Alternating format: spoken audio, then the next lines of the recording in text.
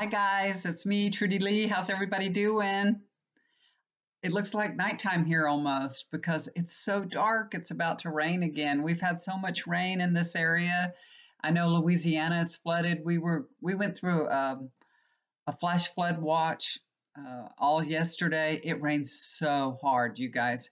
We were going to go to the grocery store. We started driving, and I mean, it started pouring. It was pouring so hard, you couldn't even see the road. We ended up just turning around and coming back home. We didn't even go in the grocery store or nothing. We're like, never mind. We waited like 2 hours and it passed, and then we went to the store after that. So we've had a lot of rain, and we're going to have more this weekend. They say I might have a shower or two today, but heavy rain's predicted in the next couple of days. So prayers for all those that are in, the area where they're getting too much rain and there's a lot of tornadoes and all. So God bless them, and you guys send your prayers out to them. Okay, what's going on with me? Let's see. I haven't talked to y'all in a while. My husband is no longer playing volleyball, y'all. So that's why you haven't heard from me. He's not gone on Tuesdays anymore. He's home again. He he's had a shoulder problem, it would hurt him here and there, and I'd tape it up with KT tape and do whatever I could to help him out. He's had steroid shot in the shoulder before, and he was about to serve the volleyball, and he said I don't know what he did. He pulled his arm up to strike the ball or whatever. I don't know. And he said he felt this horrible pain.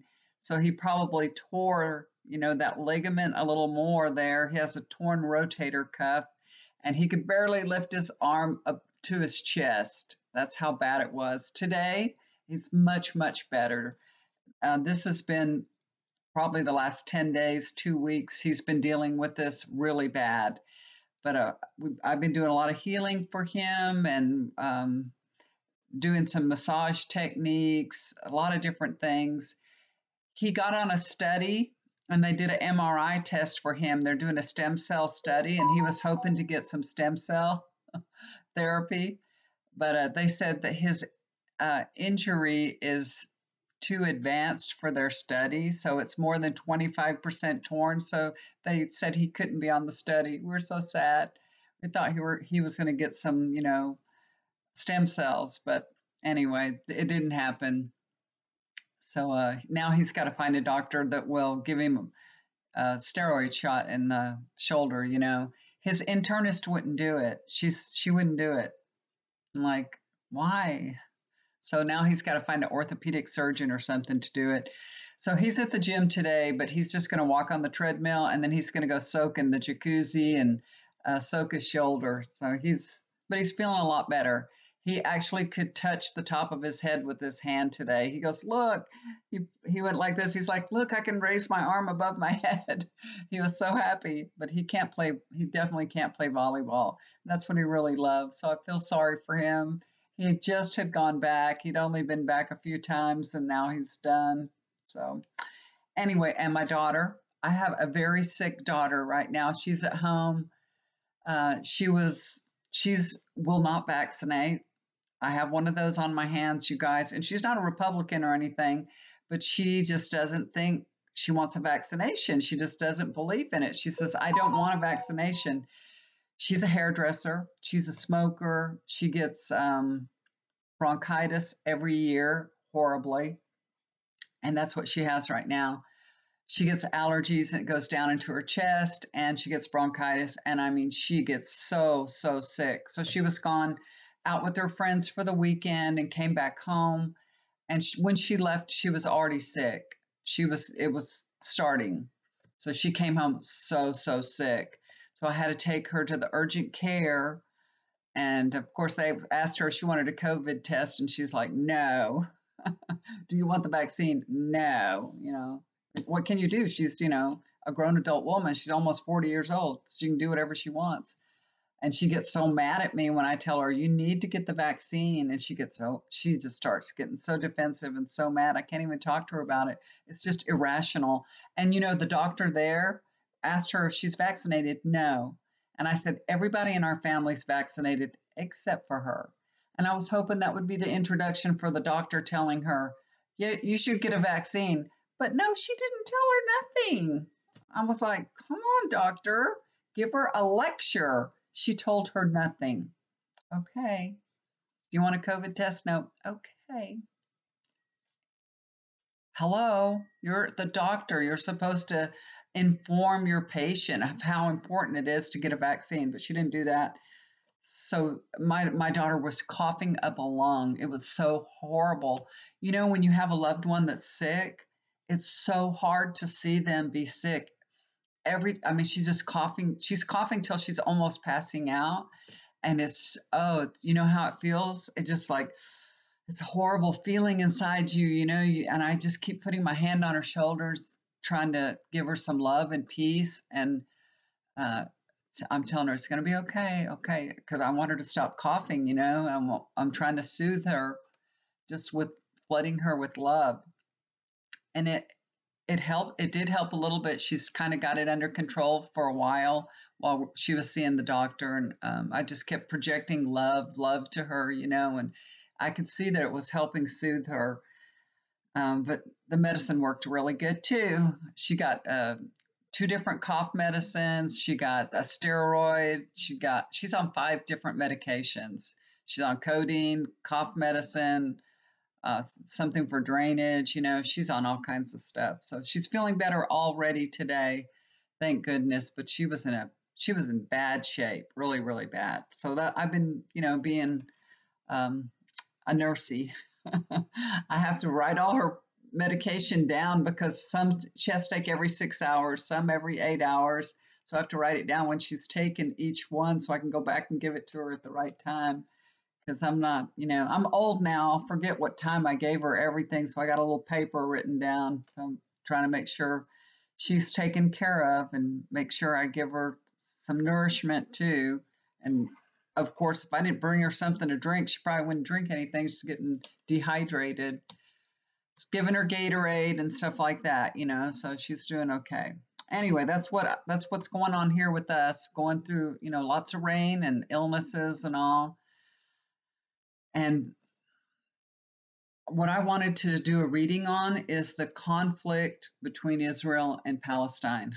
It's an ongoing conflict, which I'm not going to, talk about my point of view or what I think, because it really doesn't matter what I think about it or how I feel about it or anything. It doesn't help any situation at all. So I just want to do a little reading on that and see what's going on and what I could tell you all about the conflict, about Israel and Palestine. It's horrendous what's happening there, and so many people are losing their lives. It's innocent people, it's innocent people that are dying. Children are dying. Mothers, fathers. It's horrible. It's really horrible. It feels like, the Palestine people have such little protection, and I don't know. They're the minority when in the beginning it was the Palestine was a country and they were the majority, So I don't know.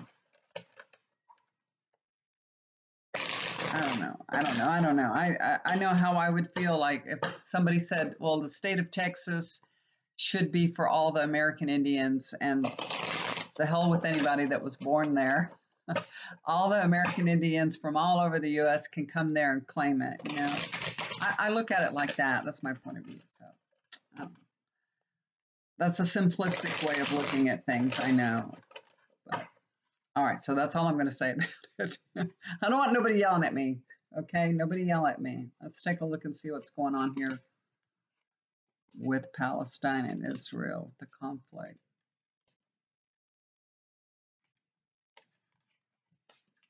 Okay. So the first card that I pulled is the death card. How about that? So there's death on both sides. This is, I think this is the citizens that were really taken by surprise, and they're in shock. They are going through a transition right now, and it's, it's terrible. It's just awful for them. So I usually, when I pull a death card, I don't call it a true death because, as a reader, you really shouldn't do that. But we know there is a true death there on both sides. So this is the death card. The conflict is just causing death and destruction. It's horrific. It's so sad. And they've been going through this for, over 100 years. Three of Pentacles is crossing over that card. There are forces from the outside of the Middle East that are working to bring them together. So, the United States and other countries, they're all kind of putting pressure on them, trying to talk to them, trying to end this conflict and bring them together. Without this outside help, um, they may not be able to, stop this conflict between themselves. They need this, they need to come together with others to resolve this conflict or to stop it. It's never been 100% resolved, but at least stop the bombing, Overlooking the situation, this is the Hermit. This is a pivotal point in the ongoing conflict, okay, between Israel and Palestine. And they're being guided to a new path. There's reasons for everything happening, you guys. There really are. So the devil card, the death card, sorry, the death card speaks of transformation, right? Transformation, sometimes comes at a high price, and that's what we're seeing here. That's what they're going through. Hopefully, it'll end up, it'll end up good. Eight of Pentacles. So when they focus on solving this dispute and they work together, there will be success and progress. So I feel like that's the foundation of the situation, working together, focusing together to, put this conflict behind them, to resolve these issues. That's what needs to happen. And it is happening. Right now, it is happening. So that's the foundation. They are working behind the scenes with others to end this conflict. And they'll be successful. As long as they keep working on it, they'll be successful. Bombing isn't working on it. Bombing is just bombing. They need to completely stop the bombing and start focusing on working together to resolve the conflict. This is in the past position. This is the Two of Swords. So this is, when I see this is just reminds me of the truce that was in place. So they hadn't, been in conflict for and have bombings for many, many years now. But this is an indication that a decision was made to engage in conflict again, and then the bombing starts. Sad, very sad. Bad decision in my point of view. Here's the future, and this is the last card that I pulled for this, Six of Wands. So this is a really good card to have for the future for them. I feel like this is an indication that there will be success in stopping this conflict with support of others, right? This is support. That means they're being supported by others through, belief, faith. All is possible, you guys. There are still challenges ahead, but things are getting better, okay? And progress is being made. So this looks really good for Palestine and Israel. They both have lots of support from different countries, and everybody wants the conflict to end. Nobody wants to see, innocent people being killed. So it looks really good that success, it'll be successful to end the conflict. But challenges ahead. Still some challenges are ahead. Okay, so you guys, they're working on it. Looks like it'll come to an end. Things will come to an end. There are other communities and countries that are getting involved with it, and humanitarian efforts are being made. So I'm sure this is going to end very soon here. Okay. So before I did this reading, I was just kind of getting some information from my guides, and let me tell you Let me tell you what they said, okay, about this conflict. So Israel is backed by the U.S., right? And they're bombing the hell out of Palestine. More Palestinians, I should say, Palestinians are dying than, of course, Israelis. And all these people deserve to live. Neither side deserves to die. These are innocent people, you guys. We could get in a big political discussion about this, but it would only serve to be more divisive. Okay? So, what can we do to help bring peace in the Middle East? We're the co creators of this world.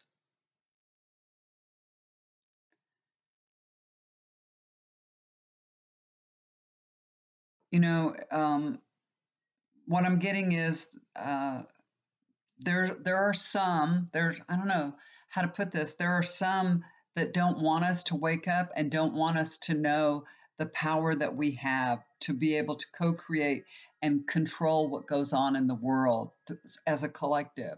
Okay, so your belief is your truth. Okay, so as what we believe is as a collective is the truth, and we all agree on things as our belief as a collective.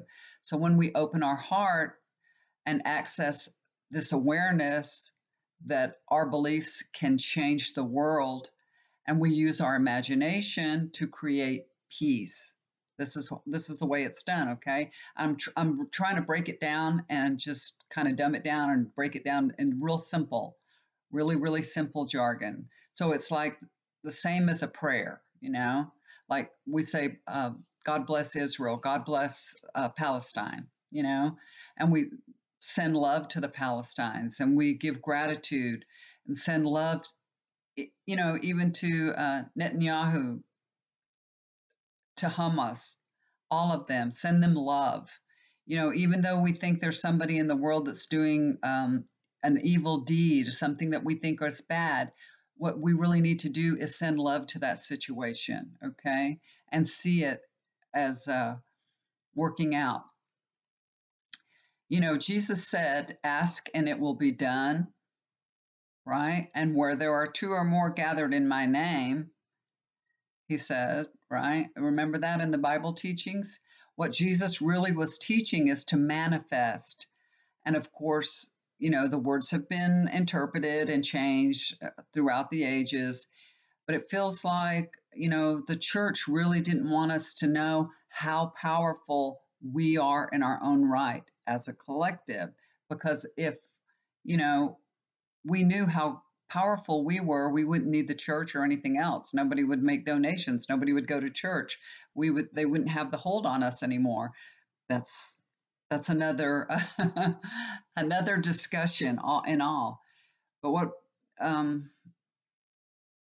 we need to do is to awaken, and that's what's happening now. This whole world, we are all going through a spiritual awakening, and you've heard about that so much lately, right? The last few years. So the guidance here is don't focus on the news and all the, if you notice, all the news is always negative. They never really report on anything good, or if they do, it's like one little feel good story and that's it. But it's mostly negative, negative, negative. And it kind of keeps us focused on negativity. And when we focus on negativity, that keeps us from our awareness, our spiritual awareness, and our awakening. It doesn't allow us to experience co-creating and manifesting. It kind of keeps us a slave to our ego mind, all that negativity. You all have to really think about this because there's so much importance to that. I'm like I said, I'm saying it real simply, but there's so much more to it. So, when you hear something negative, you're watching TV and like a Republican that was saying the insurrection, for instance, the insurrection was just some people walking through the Capitol taking pictures. When we know that's a lie, we all know that's a lie. We all have seen the footage on TV and everything. But instead of fueling it with our anger and our hate, we can dissipate it with our love. So we got to change the way we're working on things. That's why y'all haven't heard from me or seen me too much. I've been really working on myself and working on things, on healing and love. And I feel like sometimes doing the readings is kind of giving fuel to people's anger and kind of hatred towards the Republicans. You know what I mean? But we just need to send them love and peace, and then let it go. Don't get me wrong, that doesn't mean that you give up caring about and supporting your political affiliation. That doesn't mean you give up on them, or anything like that. But you understand that we're all people in need of love, no matter if you're a Republican or if you're a Democrat or, whoever. We all are in the need of love, okay? And the ones that are acting out, the ones that are, getting a lot of attention, are the ones that are looking for the attention. What they're looking for is love. They may not understand that, or, on a conscious level, but that's what they want: attention. They want to be loved, really. Maybe they didn't get it in their, early formative years or something. Um, but they are all going through their own spiritual awakening, just like we are. They are too. So, just even though you may not feel like this person is just like you, they really are. We're all people.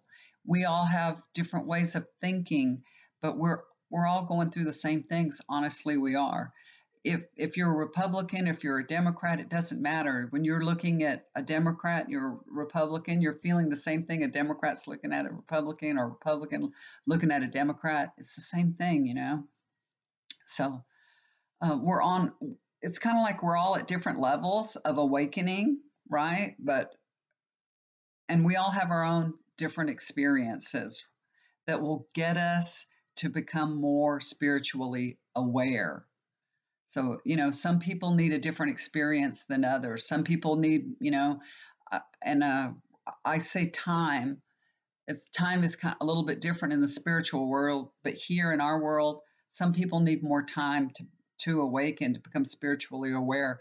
But believe me, they are on their path. They really are. And it may not feel like it, but they all are. So I just implore y'all to send love to everyone in that conflict, all the citizens on both sides, the governments on both sides of Palestine and Israel. Just send your love to them. Okay. Now, like I said, you can still feel the way you feel about any of the conflict, about things that are going on, but send your love and just be grateful. Just keep saying, I'm so grateful that this conflict is ending. I'm so grateful for the people that are in power that are helping to end this conflict. I am so grateful that the people of Israel and Palestine are being protected. I'm so grateful. And just send them lots of love and let that be your prayer. And when we do that as a collective, we can facilitate this conflict to ending much more quickly. Okay? All right, guys, that's all I got for you. I love you so much. If you're so inclined, please like, share, subscribe. I always forget to say that. And if you'd like a reading, you can look down below. There's my email. If you'd like an amethyst or a rose quartz pendulum, I still have those available. And what else? I think that's about it. So I'm going to have a different take on being kind. Do something kind and be grateful for all the blessings in your life. This is the key to manifesting abundance in your life. All right. Okay. Love you guys, and I'll talk to you again soon. Bye for now.